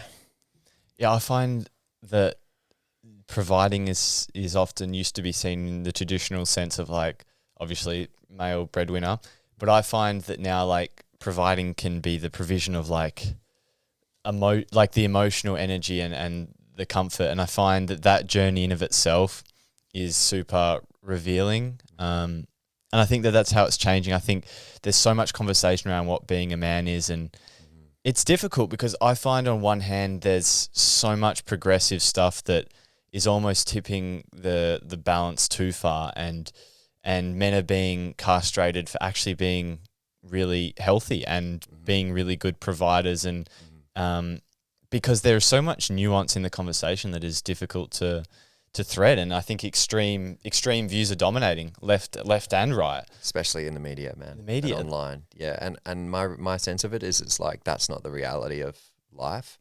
When you talk to most people in person, I don't think they have an extreme view. Maybe they might jump online and have this extreme emotion, which comes out as an extreme view. But yeah, my felt sense of things is that it's not the reality of like life. I could talk about like, and maybe this will help answer the question. So obviously I didn't grow up with my father, and you know, for all of these like formative years from like 13 to 18 or something like that. And my older brother wasn't a great role model. And then in my like early 20s, I started to reconnect with my dad more. And I remember that I would bring one of my best mates along with me, and like whenever I'd go out for dinner with him or something like that, because I just felt uncomfortable. I wanted like, you know, as opposed to like us just sitting across from the table from talking, it was more flowy with three people. And I remember we went out for dinner one time, and then we finished dinner, we went outside, and my dad likes to smoke cigars, and so does my mate. So they were smoking cigars, and then my dad was like, "Oh, do you want one?" And I was like, "Sure, why not?" Like, don't really smoke, but I had one, and so we were there smoking cigars, talking about like politics and engineering, like these quote unquote masculine things, right? And then there's like nicotine running through my body, and I was like, I'm enjoying this. And then something was just like, wow, like in my own psyche, in my mind, which was like, that's wrong, that's bad. And I was like, what the fuck was that? And then I was like, that was weird. And then on the drive home, was talking with my friend about it. And it was just this light bulb moment where I was like, I've been rejecting masculinity my whole life. Like I've grown up and I've adopted my mother's view of masculinity. And like, it's allowed me to be like incredibly indecisive. Like I've had no aggression when it's I've had no healthy aggression when it's come to me like wanting to get after the things that I've wanted to. Like I would start, stop, super indecisive. And yeah, in essence, I was just becoming too feminine, because I had no sense of what it was. And then also my view of masculinity was so fractured that I was like, well, that's not how I want to be. And so you can see how I've moved on this path of becoming this like too effeminate man, maybe. And like naturally I have like quite a lot of feminine traits. I grew up with my mother. I feel like I'm quite in touch with that side, and I'm really grateful for it. But I had no balance. And yeah, so it led me on this journey. And all of that time where I was like, had no masculine in my life was when I was like the most destructive. Like, and then so like the more that I started to like connect to my own masculinity, learn about men's work, like I started to become much more well-rounded and much more healthy. And I think we like biologically have these like natural imperatives as males or as females. And I think if we don't, and we're all on a spectrum, right? So like they're more apparent in others than they are in others, but they're still there, and they need to be seen, and they need to be like expressed. And I think if we don't, it makes us sick. If you're a woman or a man, and I think you see that in society now where like, I have no problem with like people wanting to be like transgender or LGBTQ or anything like that, because I think life is super grey, and there's loads of people who just don't fit into the mold of there's a man or a woman or whatever. But I think there's this huge push where people are just like moving away from the natural imperatives of their biology, and it's making them sick, and I don't think and it's making them unhappy. And as someone who was in that position where I just wasn't connected to a huge part of who I was, I feel like it's allowed me to see it in society and see it in other people. But again, it's just me speaking from my own experience. And yeah, like there was this sense of me just like feeling like quite feminine. And then on the drive home that night, my mate was like, dude, you're a super masculine dude. Like, what are you talking about? You know what I mean? And I was like, am I? Like, I just had no fucking idea. Yeah, I find I resonate with that because I grew up with my mum, and I find that that's probably as a result of in our society, because we've had a lot of broken homes, like Huge. You know what I mean? There's so much divorce, and it's causing a lot of men to adopt, like you said, the sort of their own mother's interpretation of masculinity, or not having that healthy modeling, and even then the models from their dads aren't healthy. You know what I mean? So it's like they're getting a feminine expression of masculinity, and then the ones who do get the men, it's very rare that it's like a healthy integrated one, because they've got their trauma from the 20th century. So it's sort of like coming of a new age, like. Yeah. And don't you find that, and I've been guilty of this, sort of like condemning the world for like how chaotic it is, but I feel like it's almost necessary. Like there's almost like this hidden order in like the chaos that's happening right now, because we almost need it to. But I think eventually what will happen is the media is going to have to take a change, because I don't know if you saw this post from this Two Worlds Collide podcast. This guy spoke about how the media is all obviously funded by these bigger businesses and blah, blah, blah. But the funding that they get, like billions of dollars of funding, is tied to these scores that they're given, and they're all influenced by progressive lefties, basically. So if you preach anything traditional or anything more right of center, like you literally get your funding pulled. So like the media is being incentivized to clickbait and push a message because they need funding to it. And then who funds it? Well, I guess the people who benefit from society being divided, which is, you know, because I think there is a common sort of, I don't like to use the word enemy, but there is like where there's so much, the capitalistic nature of our world, there's such a disparity in, let's say, wealth, for example, and there's people who benefit from society, for men and women fighting each other. And I think we're not uniting. And I think we're coming to a time where we're going to be eventually uniting, and I think we're in the very early stages of that, because it seems like there's a lot of chaos, a lot of emotion, a lot of unrest. Yeah, for sure, man. Absolutely. Like I would agree. I think it's not like hard to see that there's corruption in everything, and if we can all agree that there's corruption, then we can start to like have a measured conversation to some degree about it all. There's a lot of insidious things going on, and yeah, there's some the evil people, right? Is everybody evil? No. Like there's just probably a lot of incompetency. There's a lot of like just not knowing. Like you just think people probably think they're doing the right thing, and it's not me saying I know what the right thing is, but like we have to like stop and again try and critically think and discern, like how am I adopting views like from this thing that's consistently being pushed in my face, and like what is true to me.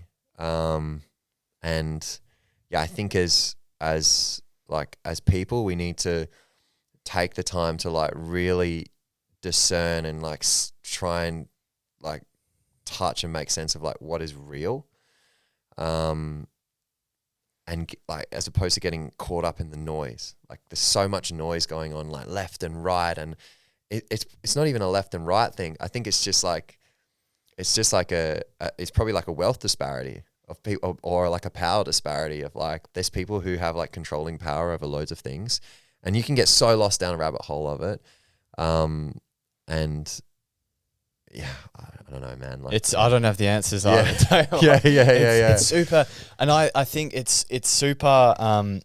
Saying I'm passionate about is people going into conversation as not to be won or lost. Like there's almost like debate is meant to be challenging ideas. It's not, but that doesn't, I think people are it's become like a moral wrestling match, right? Where it's like, sure, you can't say or do this, but it's like, we can never progress if we're not willing to put all our chips on the table and be like, this is what I think and believe based on my experiences. It's like, you can't think that, you're a terror. It's like, we were just throwing insults at people. And I think, I just think we need to debate is meant to be challenging what you believe in. And yeah. 100%, man. And like, it'd be so easy for me to be like, there's this rise in traditional values with men, and there's this obviously with the rise of feminism, there's been this like huge pushback, and then you have like the red pill community and stuff like that. And it's easy to get caught up in that extreme, but you need to like question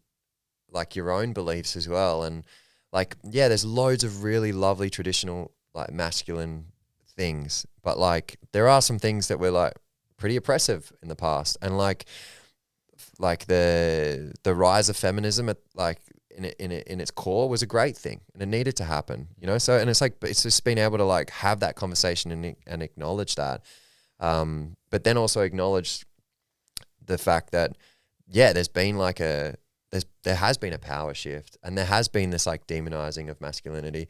Like we hear toxic masculinity all the time. I hate that saying, because I don't think masculinity is toxic. I think masculinity just is. I think there's a lot of toxic people. You can be a woman or a man, but you consistently hear this toxic masculinity, and it's like, what is that doing to young boys and men and women, and how we view it? I think it's so important to have a healthy conversation about it, and just be willing to be like, you want to be challenged, you want to have your mind opened, or it's either going to reinforce what you already believe. That happens a lot. We sort of anchor in our beliefs, and what the problem is, a lot of people anchored in their beliefs because of pain in the past. Oh, and huge. and anyone, man or women, can identify hurt caused to them by a man or a significant man or woman in their life, and then use that as the justification to hate, I guess, the opposite sex. For sure, man. Here's an easy one, right? Maybe not completely correlates, right? My sister's partner was driving the car. They got hit by the train. She died. It's so easy for me to be like, what the fuck were you doing? You know, like you were driving and blame him and sit and blame. But then like, how many times have I done something reckless in the car? Not that he was doing anything reckless, by the way. But how many times have I like been caught by like my own son in the car, being distracted by him because he's crying and like being like, oh, fuck. So like if we all have the opportunity to just try and put ourselves in the other person's shoes and come from a place of empathy and like understanding and recognizing the emotions. Like, of course I have so much emotion around that, right? It's easy for me to want to touch that. For me, it's the same in like this whole fucking gender war and like left versus right. It's like, okay, can we, as you say, can we put the emotion to the side, acknowledge our emotion, not let it influence the truth? Like for me, I'm like, I really just want to like, what is the actual truth? Like, you know, and it's really hard to find.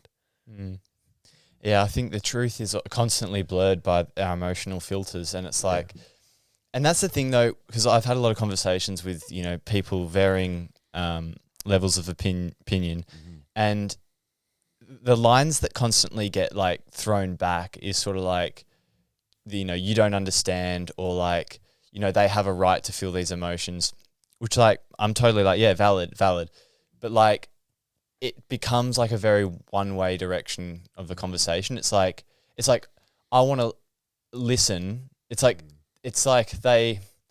I just see a lot of people who aren't willing to be open-minded. But I think the thing with being open-minded is, what I'm learning is, to be open-minded, you have to have an open heart, because it's the mind that protects the heart, which is the you know, and I think you've got to be courageous enough to let go of all the beliefs, let go of all the stories that you've told yourself. And that's bloody difficult, because that anchors you in life. It makes you feel like you're not the one doing wrong. It's like society, it's them, it's pointing fingers. Yeah. Like I don't think we can see both sides of the coin. There's pain, but there's also opportunity. Like that's our inability as humans to find the gray in life. Yeah, for sure. And then also just having like humility and like do we really know? You know, like we can have a sense of things, and I think that there's truth in like our intuition and the felt sense of things. But also I have to just sit back and be like, I actually have no idea, man. Like I'm just a little thing spinning on a massive rock in the universe. So, you know.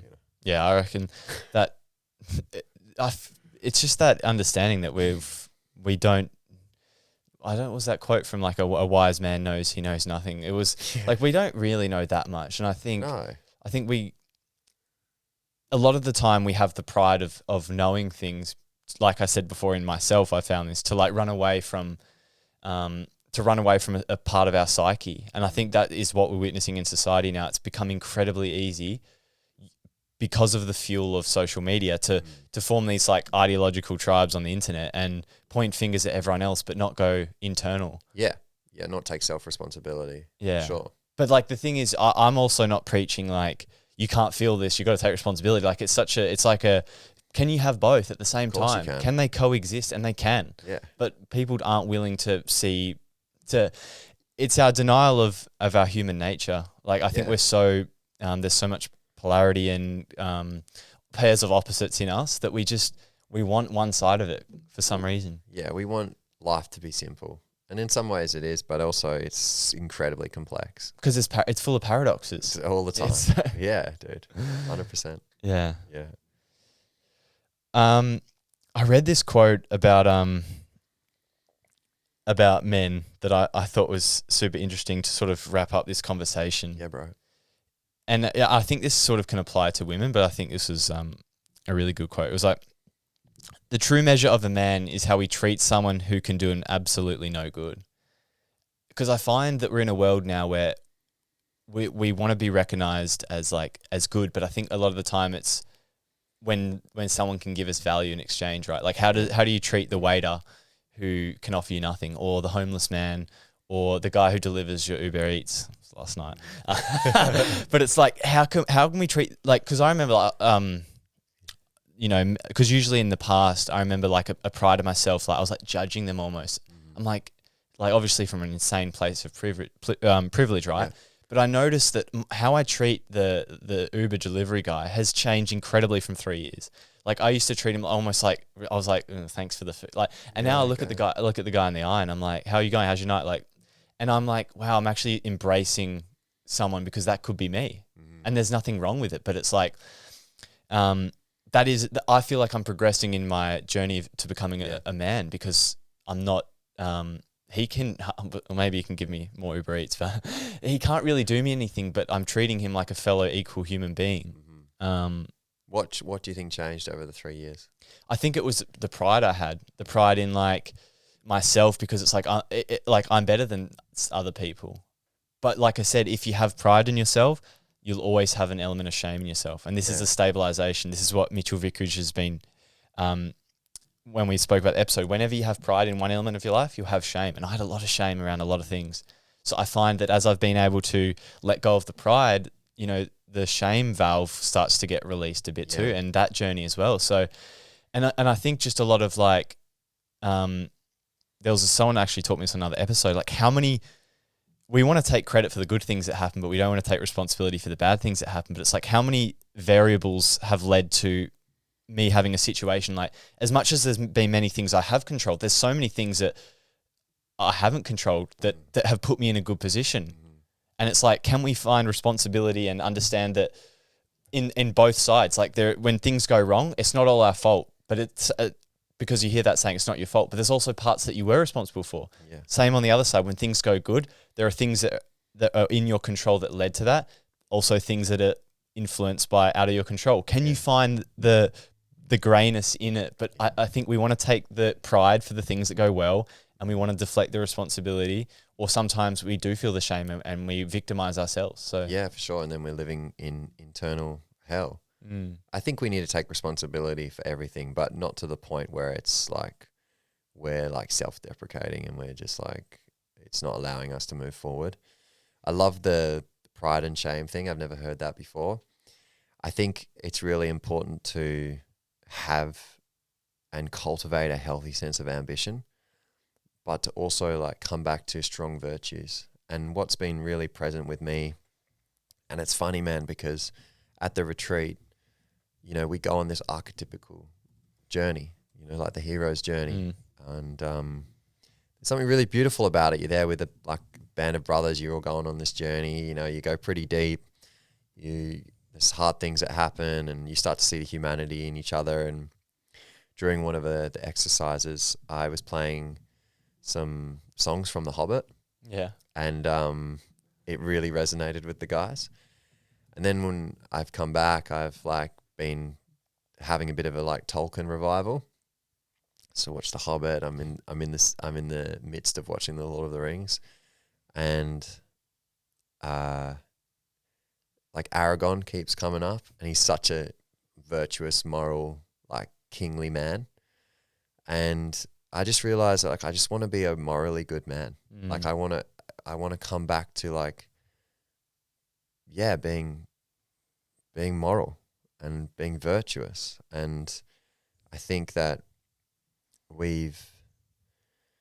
as we've become more and more secular, we've like thrown the baby out with the bathwater, and we've lost these like really lovely values, these family values. And I think it's affecting society a lot.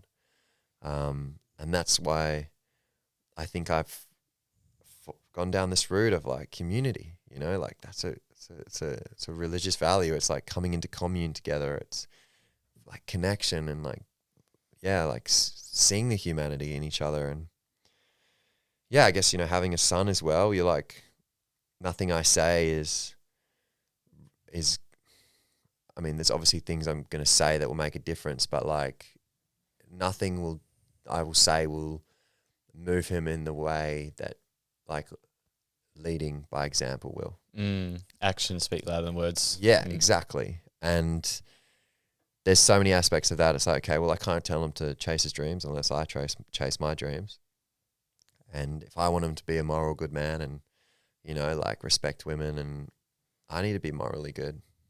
And yeah, I think if we come back to like our North Star of just being as morally good as we can while also balancing everything, being ambitious, you know, like, yeah, I think that's. I was listening to a podcast that was talking about virtue and how important it is, but it's also the balance between like two of these moral extremes. So like courage, right? Like you'd be like, I want that virtue, but it's in between the spectrum of the opposites of being reckless, but also being a coward. So all of these things we're striving towards are finding the balance of two extremes. Yeah. Which I find super fascinating. But I do agree. I feel like as a society, we've lost, like coming back to being like a good man. I think if you focus on I think you don't even have to be so focused on gender, but like being a good person as a man. Yeah. And connecting with that, like I reckon as a default, your expression will be probably pretty healthy version of masculinity. I think talking so much about men and women has allowed for good conversation, but also it's like it's created this like, I guess this like separatedness and like divide as well. So for sure. Yeah. Interesting one. Yeah, is there anything else you wanna get into? I find just to wrap up the men thing, I think something you're probably super aligned with as well is about how important it is to find mission and purpose for men. Like, and I think the more I connect with that, the more I feel inspired and driven and just want to do good. And it's a famous quote that says, "He who has a why to live can bear almost any how." Right? Like, and I think it's really it's letting your love be greater than your fear, but you have to make your love, you have to be connected to your love, or else it won't. When we talk about the scales, the scale of love isn't going to be greater than the scale of fear if we're so disconnected from what our mission is. I think, for sure. I think that's what makes it feel. That's what makes the love feel great and way more than the fear is you have to connect with it. You have to figure out what your values are and go on that journey of what is truly meaningful for me. And it's going to be so different for everyone. Yeah, and you just need to go on the journey of life and put yourselves in like new experiences. With purpose, I think like I've come to realize whenever you go on and like on an endeavor of a mission, I guess, there's two parts to it. There's like the selfish desire, and then there's the altruistic desire. I think both are really, really important, and it's just like learning to integrate both of those. And for me, like for instance, with my podcast, I said this yesterday, the desire for me to, like, it was born out of a desire to want to give my greatest expression to the world. And I feel like I have gifts that I want to uncover and give the world, like I've seen in myself. And every time I say that, I'm like, oh my God, everyone's going to think I'm a fucking egomaniac. But then I quickly say, and I don't say it just because I want to say it, it's equally about allowing other people to give their greatest selves to the world and allowing people to see their gifts. Because I really, truly believe like everybody has a gift. And not just one, like many gifts. We all have our unique expression to give the world. And I really think the world needs it. And so that's my mission in life with whatever I do. One of the frameworks from the DeMartini stuff, which I truly, truly resonate with, is how our voids drive our values. So I'll tie this in with purpose quickly. So like, for example, the experiences I went through, you know, parents not being apart, all the stuff I went through, overthinking, emotions, like everything that I went through, like when I felt misunderstood, I felt indifferent from the world, I felt like I didn't belong and all this stuff. All those, the voids the things I felt that were missing in my life, all the things I value creating now. Your purpose is an expression of your highest values. So what do I do? 160 episodes later, connecting with my truth, my emotions, learning from people, giving people a platform. Like that's authentic to me because the purpose is an expression of your highest values. And what are your highest values? Usually come from your voids, come from personal experiences. From some point of suffering. And you can tie this in religiously, like people would say, like you talked about destiny before in a painful moment, and it's like that's a conversation that I can't comprehend, but it's like how much of this is predetermined. I mean, some of it you could argue doesn't matter, but I find it philosophically enthralling to have the conversation. But it's like, you know, appreciating the things that we've gone through, igniting a part of ourselves to come to the fore and serve the world. Yeah, for sure, man. Absolutely. It's interesting, when she died, I was already on a journey to reconnect with, I guess what you could say is God, and not in like any like rigid confines. But then when she died, I didn't have like a faltering like why like God can't be real, or what I perceive God to be. It strengthened my resolution in it, weirdly enough. And as I said before, like there's parts of me that just there'll be questions that I can't answer, and I accept that, and I don't have to have an answer for. But there is a weird part of it that just feels like something was destined to happen. And even now, like when I question it internally, because it's easy for me to be like, oh, well, did you so what, you had to die for this to happen? Like, it's this weird kind of like, and then I feel guilty and shameful, and this could just be making up in my mind, but I just feel this sense of her like being like, it's all okay, you don't need to worry about that. Like, this was like the journey I had to go on. And do you find you ever have that like voice, and then so there's the thought, right? Like the thought of in a place of acceptance, right? Like this is you're trying to find the other side of the coin, like we said before. But then there's a side of you that's sort of like that moral injunction, like you can't find the positive, almost like you have to be in pain all the time. Like I know that when I try and when I'm dealing with these emotions inside of me, and I feel like intuitively I've like come to accept it, I find sometimes I put these like moral injunctions on myself, like and the thoughts and the ego is trying to like not allow me to have that acceptance, because I'm like projecting all of what I've been conditioned to believe is right and wrong, good and bad, for how I should process it, rather than like intuitively trusting that I'm doing it in a way that is right for me. Yeah, for sure. I feel that all the time, and I think it's a really interesting conversation. I couldn't speak into it with much knowledge other than my experience of just like it's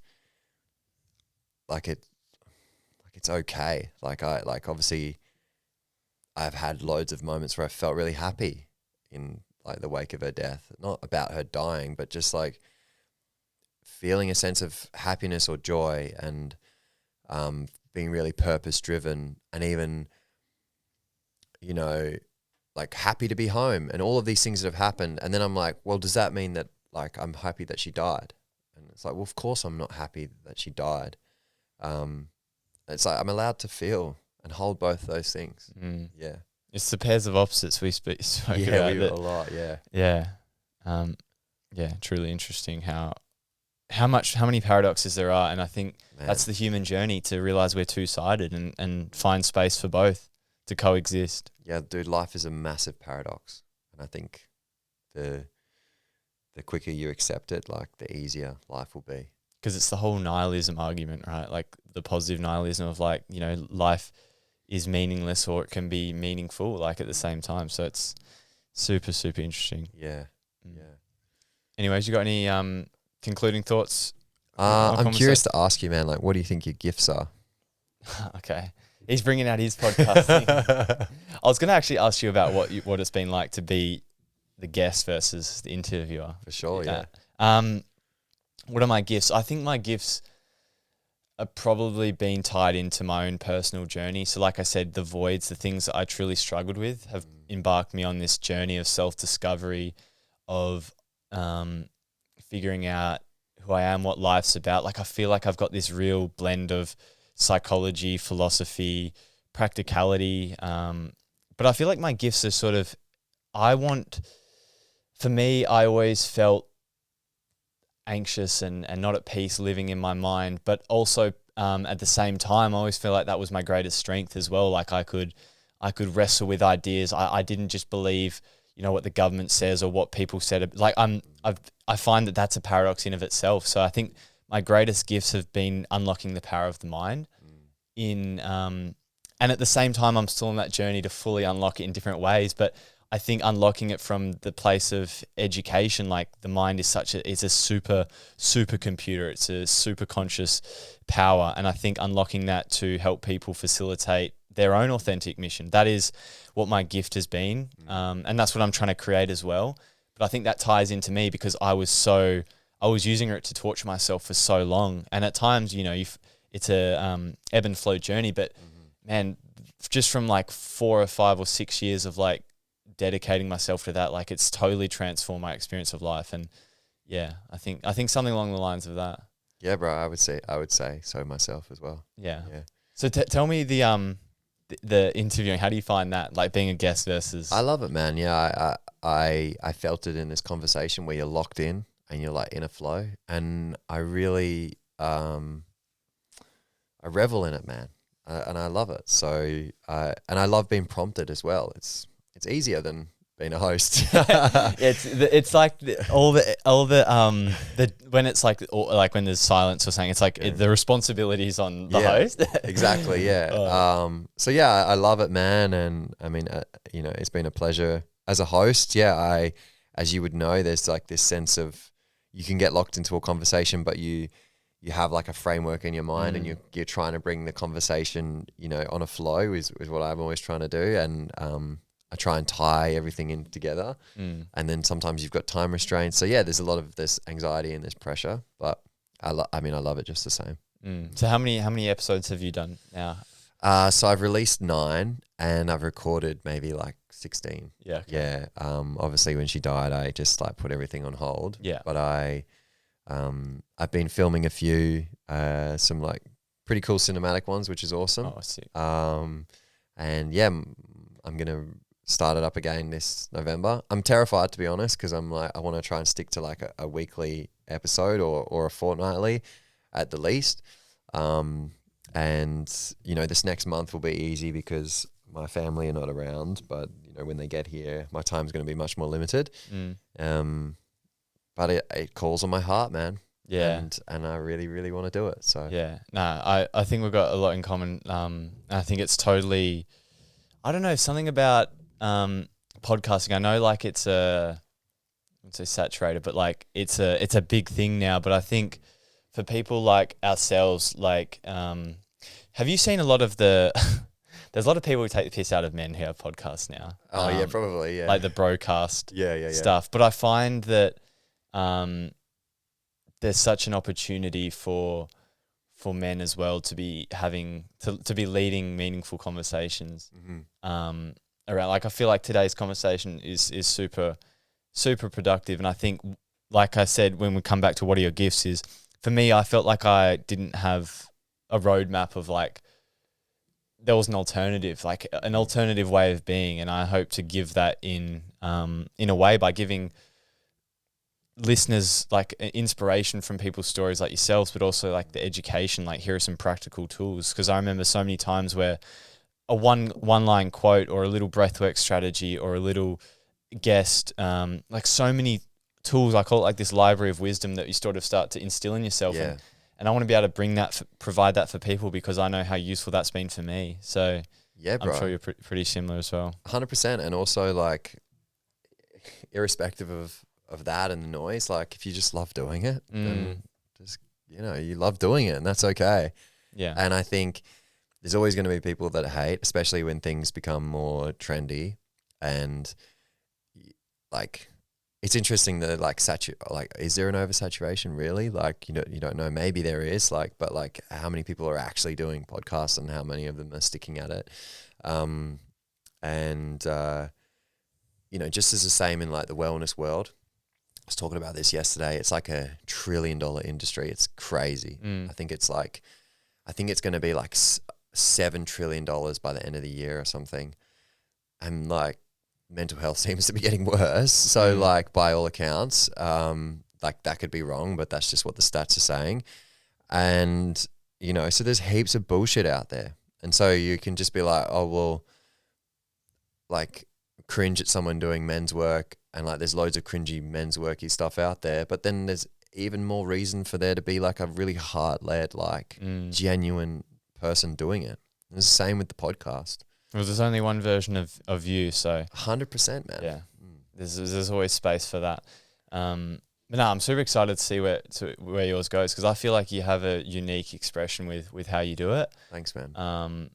So yeah, I love anyone who does a podcast. I think it's super powerful. And I feel like you have so much to offer, to be honest. Like, Thank you. I resonate a lot with your story, and what you've been able to, I guess, achieve so far with just the community led stuff. But irrespective of that, just the way you show up is inspiring. So appreciate all the work you do, and super excited to see what the podcasting stuff looks like for you as well. Because yeah, personally, I love it. So yeah. Thank you, man. I really appreciate that. And yeah, I mean, it's cool to be in your space doing a podcast with you. And yeah, I'm keen to chat more about podcast stuff outside of this. Yeah. And yeah, just thanks, man. Thank you. No, awesome. Thanks for coming on. No stress.